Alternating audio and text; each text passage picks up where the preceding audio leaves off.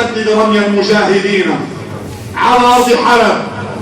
اللهم وحد صفهم، اللهم اجمع كلمتهم، اللهم انصرهم على من ظلمهم. اللهم عليك بالظالمين يا الله.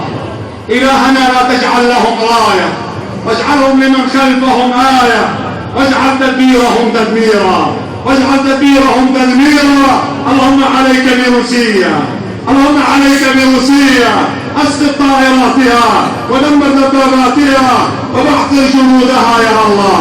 اللهم عليك بالرافضة، احصهم عددا واقتلهم بلدا ولا تغادر منهم يا ربنا احدا.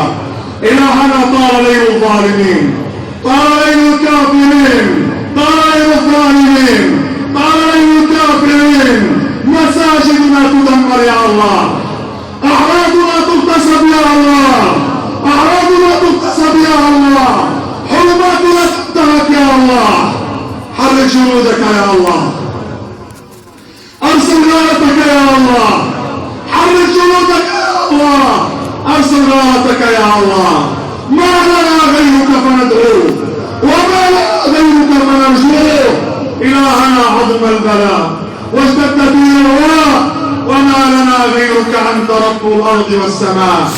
الهنا عليك بطاغوت الشام، الهنا عليك بطاغوت الشام وكل من يقاتل تحت الرايه.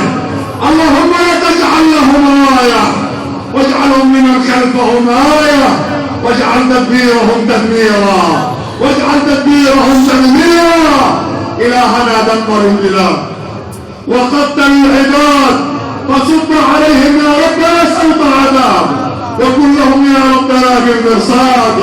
إلهنا رجاءنا خالقنا، كيف نضل وأنت العزيز يا الله، وكيف نهزم وأنت النصير يا الله، وكيف نهزم وأنت النصير يا الله. إلهنا لا تعاملنا بذنوبنا، وعاملنا برحمتك يا الله.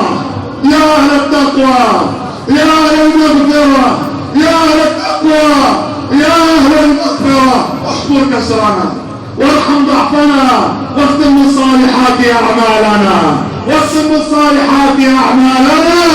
إلهنا فرج عن المسلمين في كل مكان، في فلسطين وفي سوريا وفي العراق وفي بورما وفي كل مكان يا رب العالمين.